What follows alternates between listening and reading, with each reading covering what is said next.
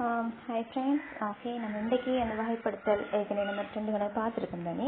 இன்றைக்கி 3வது கணக்கு பார்ப்போம். அதே இது வகைப்படுத்தல் செக்ஷனில் தான் இதோட இதை முடிப்போம் வகைப்படுத்தல் செக்ஷனை. அதுக்கு பிறகு அடுத்த புதுசாக இன்னொரு இதில் ஸ்டார்ட் பண்ணுவோம். சரியா? என்ன சொல்லியிருக்காங்க? 11 தொடக்கம் 15 வரையான வினாட்கள் பின்வரும் தகவல்களை அடிப்படையாக கொண்டது. என்னென்னையா? CEJLM மற்றும் N ஆகியோர் நிர்வாகம், நீதி, திட்டமிடல், மனித வளங்கள், தகவல் தொழில்நுட்பம் மற்றும் களஞ்சிய சாலை ஆகிய 6 வெவ்வேறுபட்ட திணைக்களங்களில் கடமையாற்றும் 6 இயக்குநர்கள் ஆவர். ஆயின் இங்கு குறிப்பிட்ட அதே வரிசை கிரமத்தில் இல்லை. அதாவது இப்ப இந்த குறிப்பிட்டிருக்கிற ஓர்டர்ஸ் படி இவங்க இல்லை. இவங்க இந்த CEJLM என்ற 6 பேரும் 6 இந்த அமைப்புக்குள்ள வேலை செய்யறாங்க. சரியா? இது தந்த தகவல்களை தந்திருக்காங்க. இதை அடிப்படையா கொண்டு இவங்க கேட்கப்படுற சில உங்களுக்கு 5 பாயிண்ட்ஸ் தருவாங்க. அந்த பாயிண்ட்ஸை வச்சு நீங்க இப்ப ஒழுங்கு பண்ணி செய்யணும். சரிதானே? நம்ம ஏற்கனவே செஞ்ச மாதிரி தான் இது ஒரு ஃப்ளோர் கணக்கு, அதாவது மாடி கணக்கு. இது 3 செக்ஷனை மென்ஷன் பண்ணி இந்த இது இருக்கு. பாப்போம் எப்படி செய்யறேன்னு. சரியா? இப்ப என்னென்ன சொல்லியிருக்காங்கன்னு பாருங்க. அவர்கள் 1, 2, 3, 4, 5 மற்றும் 6 ஆகிய தளங்களில் கடமையாற்றுகின்றனர். இங்கு குறிப்பிட்ட வரிசை கிரமத்தில் இல்லை. இவங்க ஓடர் படி இல்லை என்று இவங்க சொல்றாங்க. அதே டைம்ல இவங்க 6 மாடிகள்ல வேலை புரியுறாங்கன்னு சொல்றாங்க. சரி, இதுல 3 செக்ஷன் வந்திருக்காங்க.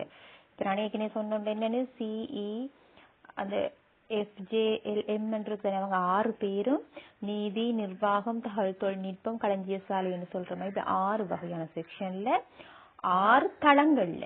அப்ப நல்லா பார்க்கணும். இது இப்ப நம்ம ஒரு கேள்வி எடுத்த உடனே அவங்க என்ன சொல்றாங்க சும்மா வாசிச்சுட்டே டைமை வேஸ்ட் பண்ணக்கூடாது. அவங்க சொல்ற விஷயத்தை டக்குன்னு ஷார்ட்டா நோட் பண்ணி எடுத்துக்கணும்.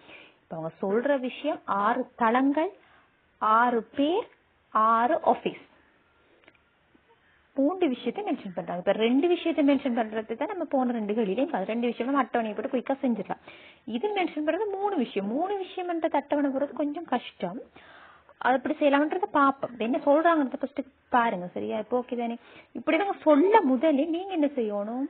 ஃபர்ஸ்ட்டுக்கு இப்ப இவங்க 1, 2, 3, 6 இவங்க இப்படி அதாவது இப்படி ஃப்ளோர்ஸ்ல தாராங்கன்னு சொன்னால், இப்படி மாடிகள்ல தளங்கள் இப்படின்னு சொல்லி உங்களுக்கு கேள்வி வருதுன்னு சொன்னா நீங்க உடனடியாக செய்ய வேண்டியது கீழே இருந்து மேல் நோக்கி நம்பரை போடுங்க. அதாவது இப்ப 1, 2, 3 அதாவது ஃபர்ஸ்டா 6ஆம் நம்பர் வர மாதிரி போடுங்க. அதாவது கீழ் நோக்கி மேல போடுவோம். படியிலிருந்து கீழ்படியில இருந்து மேல் படிக்கு தான் நம்ம போவோம்.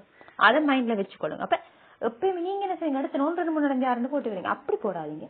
கீழே இருந்து போடுங்க. 1, 2, 3, 4, 6 6 ஃபர்ஸ்டா வர மாதிரி 6, 5, 4, 3, 2, 1 அப்படி போடுங்க. அப்படி போட்டுட்டு வச்சிருங்க போட்டு. சரியா? வச்சுட்டு அப்புறம் என்ன சொல்றாங்கன்றத பாருங்க. ஜே என்பவர் 3வது மாடியில் கடமையாற்றுகின்றார். அவர் மனிதவளம் அல்லது திட்டமிடல் பிரிவின் இயக்குனர் இல்லை. ஜே என்றவர் 3வது மாடியில கடமையாற்றார். ஆனா அவர் மனிதவளம் திட்டமிடல் இயக்குனர் இல்லை. அப்ப 2ம் இல்லை. சரி, அவங்க ஒரு பாயிண்ட் வந்துட்டாங்க. அடுத்தது என்ன சொல்றாங்க? இ மற்றும் எம் ஆகியோர் முறையே நிர்வாகம் மற்றும் தகவல் தொழில்நுட்ப இயக்குநர்கள் ஆவார்கள். ஈயும் எம்மும் என்னென்ன வேலை செய்யறன்னு சொல்லிட்டாங்க. ரைட். களஞ்சிய சாலை இயக்குனரான சி நீதி திணைக்கள இயக்குனர் கடமையாற்றும் தளத்திற்கு கீழே இருக்கும் தளத்தில் பணியாற்றுகிறார். அப்ப சி களஞ்சிய சாலையில யாரு வேலை செய்யறா அந்த அளவுக்கு கீழுக்கு தான் சி இருக்காரு. அப்ப சீர ஃப்ளோரை நம்ம கண்டுபிடிக்கலாம். எல் மற்றும் என் ஆகியோர் முறை 5, 6வது பாடியில் இருக்காங்க. அதையும் வந்துட்டாங்க. தகவல் தொழில்நுட்ப திணைக்களத்தின் முகாமியாளர் 1வது தளத்தில் பணியாற்றுகின்றார். அப்ப 1வது தளத்தில் இருக்கிறார் தகவல் தொழில்நுட்பார். அவர் யாருன்னு சொல்லி நம்ம கண்டுபிடிச்சோம்னா ஓகே. மனிதவள பிரிவின் இயக்குனர் களஞ்சிய சாலை திணைக்களத்தில் 2 தளங்களுக்கு மேலே உள்ள தளத்தில் கடமையாற்றுகின்றார் என்றால் 2 தளங்கள் 2 மாடிக்கு மேலுக்கு 2 தளங்களுக்கு மேலேனா 2ஆம் மாடியில் இருக்கு. சரியா? சரி, இப்ப பாப்போம் எப்படி செய்யறேன். சரியா? நீங்க இதெல்லாம் நோட் பண்ணி வச்சுட்டு தான் கணக்கு செய்யறதுக்கு போகணும். இப்ப இப்படி அட்டவணையை போட்டு எடுத்துக்கணும். சரியா? அட்டவணை தான் போடுங்க. அது உங்களுக்கு ஈஸியா இருக்குன்றதுக்காக சொல்றேன்.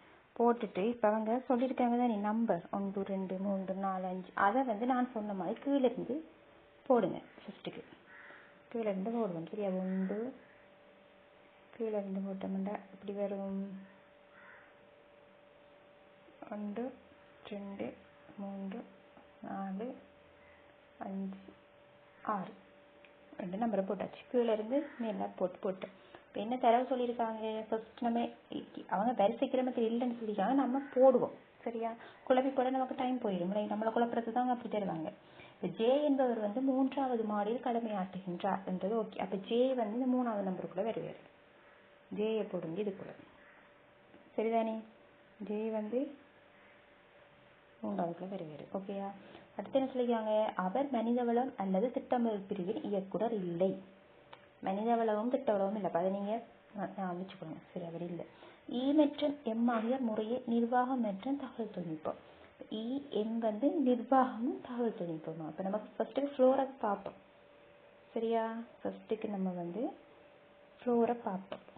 சரி, அடுத்தது என்ன சொல்லியிருக்காங்க, எல்லும் எண்ணும் வந்து முறையே 5, 6வது மாடியில் இருக்காங்க. எல்லும் எண் 5 மாறும். அப்போ எல் வந்து 5, எண் வந்து 6 போடுதமா. சரி, அடுத்து என்ன சொல்லியிருக்காங்க, சரியா. இப்ப அடுத்த இதை பார்ப்போம். இ மற்றும் எம் ஆகியோர் முறையே நிர்வாகம் மற்றும் தகவல் தொழில்நுட்ப இயக்குனரா. இயும் எம்மா. இப்ப நம்ம நிர்வாகம் இ, அப்ப இதுல நம்ம இப்ப போடுவோம் சும்மா நிர்வாகம் ரெண்டு போடுவோம். சரியா, நிர்வாகம். அடுத்தது யார சொல்றாங்க, எம். எம் என்றவர் யாரு, தகவல் தொழில்நுட்பமாம் அவர். சரியா, அவர் எம் வந்து தகவல் தொழில்நுட்பம் என்றத வந்து இப்ப நம்ம சும்மா கீழே போடுவோமே, அவரு தகவல் தொழில்நுட்பம் போட்டாச்சு. இப்ப என்ன சொல்றாங்க, அடுத்தது ஜே. அவர் ஜே வந்து இப்ப உங்களுக்கு தெரியும், ஜே வந்து மனித வளமும் இல்லை, திட்டமிடலும் இல்லை. இதுவும் வராது, நிர்வாகமும் வராது. இங்க அடுத்தது அதுவும் தகவல் தொழில்நுட்பம் சொல்லியிருக்காங்க. திட்டமிடலும் மனித வளமும் இல்லை, இவங்க வந்து தகவல் தொழில்நுட்பமும் நிர்வாகமும். 4 இது வராது. சரிதானே, அப்ப 4 வராது. அப்ப 5, 6 இன்னும் எத்தனை இருக்கு, 2 மிச்சம் இருக்கு. வேலை என்னென்ன வேலை, களஞ்சிய சாலையும் நீதியும் இருக்கு. அப்ப களஞ்சிய சாலை நீதியும்னா களஞ்சிய சாலை இயக்குனரான சி நீதி திணைக்கள இயக்குனர் கடமையாற்றும் தளத்திற்கு கீழே சொன்னா, அப்ப இவரை வந்து நம்ம நீதியை அடுத்தோம்னு சொன்னா இதுக்கு கீழுக்கு யாரு வருவாரு, சி வருவாரு. அவர் யாரு, களஞ்சிய சாலைக்கு வருவாரு. விளங்கிட்டா, சி. இப்ப நமக்கு தந்த எழுத்து என்னென்ன எழுத்து அதை நோட் பண்ணி வச்சுக்கோங்க. இப்ப C E J L M N, அதுல வந்து நம்ம சி எடுத்துட்டோம், ஜே எடுத்துட்டோம், எல் எடுத்துட்டோம், என் எடுத்துட்டோம். இப்ப என்ன மிச்சம் இருக்கு, எம்மும் ஈயும் தான் மிச்சம் இருக்கு. எம்மும் ஈயும் மிச்சம் இருக்கு. அப்ப ஈயும் எம்மும் வந்து நிர்வாகம் இதன்னு சொல்லி நம்ம கண்டுபிடிச்சிட்டோம். இதுல வந்து ஈ வருமா எம் வருமா என்றதை நம்ம கண்டுபிடிக்கணும். இப்ப சரிதானே, இப்ப இதை பார்ப்போம். மனிதவள பிரிவின் இயக்குனர் வந்து களஞ்சிய சாலை திணைக்களத்தின் இருதளங்களுக்கு மேலே. களஞ்சிய சாலை யாரு, சி. இவருக்கு இருதளத்துக்கு மேலே எல் வரும். எல் யாரு, மனித வளத்துக்கு வருவாரு எல். கண்டுபிடித்தா மிச்சம் இருக்கிறது என்ன, பின்னம் திட்டமிடல். அப்ப என் வந்து திட்டமிடல் வரும். இப்ப எல்லாம் ஓகே. இப்ப இன்னொரு விஷயத்த நீங்க மறந்துட்டீங்களே, ஈயும் எம்மும் வந்து நிர்வாகம் தகவல் தொழில்நுட்பம் அவங்களே தந்துட்டாங்க தானே. அப்ப ஈ வந்து யாரு வருவாரு, நிர்வாகத்துக்கு வருவாரு. அப்ப எம் வந்து தகவல் தொழில்நுட்பத்துக்கு வருவாரு. அப்ப அவங்களே தந்து தானே இருக்காங்க. அப்ப எல்லாம் சரிதானே. இப்ப ஓகேயா, பாத்தீங்களா, சரிதானே. இப்ப இதை கண்டுபிடிப்போம். முதலாவதுல வந்து யாரு இருக்கு, எம் தகவல் தொழில்நுட்பம். 2வதுல சி களஞ்சிய சாலை. 3வது ஜே நீதியரசு. 4வது ஏ நிர்வாக உத்தியோகத்தர். 5வது ஏ வந்து மனிதவள உத்தியோகத்தர். 6வது ஏ வந்து திட்டமிடல் உத்தியோகம். இப்ப எல்லாம் இருக்கு. இப்ப நீங்க கொஸ்டின் செய்ய போகலாம். இப்ப நம்ம கொஸ்டினை பார்ப்போம். என்னென்ன கொஸ்டின் கேட்டிருக்காங்க சொல்லி பார்ப்போம். இப்ப கொஸ்டின் என்ன கேட்டிருக்காங்க, மனிதவள திணைக்களத்தில் கடமையாற்றுவோர் யார். என்ன விட வரும், மனிதவள திணைக்களத்தில் யாரு, எல். சரியா, எல் வரும். சரியா, ஓகே. எல் முதலாவது விடையா. ரைட். அடுத்தது சி எந்த தளத்தில் பணியாற்றுகின்றார். எந்த தளத்துல, களஞ்சிய சாலை. சி வந்து களஞ்சிய சாலை 2வது தளம். அப்ப இது வேற முதலாவது விட. நீதி திணைக்களத்தின் இயக்குனர் யார் வருவாரு, நம்மட ஜே வருவாரு. எந்த திணைக்களத்தின் இயக்குனர் ஆவார். எந்த திணைக்களம், திட்டமிடல். கீழே தரப்பட்டுள்ளவற்றுள் திணைக்களம் மற்றும் தளம் ஆகியவற்றின் நினைவு சரியானது. நிர்வாகம் 2வது வருகுதா, இல்லை, அது 4வது வர. அப்ப பிள்ளை. மனித வளம் 5வது வருகுதா, எஸ், அப்ப அது சரி. அடுத்தது என்ன கேட்குறாங்க, திட்டமிடல் 4வது, அதுவும் பிள்ளை 6வது, நீதி வந்து 5வது, அது வந்து 3வது. அப்போ மனித வளம் என்றுதான். சரி, விளங்கிட்டா? இப்போ அதை செஞ்சோம்னா கேள்வியை குயிக்காக செஞ்சுட்டு போயிடலாம். சரியா? சரிதான். இப்போ நான் போட்ட அந்த ஆர்டர் விளங்கிட்டு தானே, 1 2 3 4 5 6 2 கீழே இருந்து மேலே போடுங்க. அந்த எழுத்துக்களை கண்டுபிடிச்சு போடுங்க. அவங்க தந்திருக்காங்க, நம்ம அதை எம்ஏஎம்ஏ கொஞ்சம் விட்டுட்டோம், அதெல்லாம் கொஞ்சம் நீட் ஆயிடுச்சு. சரி, ஓகே, இப்படித்தான் நம்ம எக்ஸாம்லேயும் விடுறேன்னு. சரி, அதுக்கு ஆனால் நீங்கள் என்ன செய்யணும்னு சொன்னால், ஃபர்ஸ்ட்டுக்கு நம்பரை போடுங்க. இது வந்து 3 செக்ஷன், இது கொஞ்சம் கஷ்டம். இப்போ 2 சொல்லுங்க. இப்போ ஏற்கனவே நம்ம பார்த்து இப்போ சப்ஜெக்ட் வைஸான்னு சொல்லக்குள்ள, இப்போ ஏ இந்த பாடம், பி இந்த பாடம் சொல்லக்கலாம். அது ஈஸி. அது ஒரு 6 பேர் ஆக்களும் 6 பாடம் மட்டும். இது 3 விஷயம் தந்திருக்காங்க. என்ன, மாடிப்படி ஒரு தளம் தந்திருக்காங்க, யார் ஆக்கள் தந்திருக்காங்க, என்னென்ன வேலைன்னு தந்திருக்காங்க. அப்போ 3 செக்ஷன் கொஞ்சம் கஷ்டம், கொஞ்சம் யோசிச்சு. அதுக்கு நீங்கள் ஃபர்ஸ்ட்டுக்கு கணக்கு நேரம் வாசிச்சுக்கலாம். கணக்கு நேரம் வாசிக்கிறதுல டக்குன்னு வாசிச்சு ஃபர்ஸ்ட்டுக்கு என்னென்ன தந்திருக்காங்கன்னு நோட் பண்ணுங்க. கடவுள் என்னென்ன விஷயம் எடுத்து நோட் பண்ணுங்க. பிறகு டக்குன்னு இன்னொரு மேலோட்டமாக பார்த்தீங்கன்னு சொன்னால் கரெக்டாக வரும். அது வரும், செய்ய செய்ய வரும். சரியா? சரி, ஓகே. சரி, ஓகே தானே? சரி, இப்போ இதில் நான் உங்களுக்கு இது எக்ஸசைஸ் தருவேன், பேப்பர்ஸ் கேள்வி தருவேன். அடுத்த செக்ஷனையும் பார்ப்போம் பிறகு. சரியா?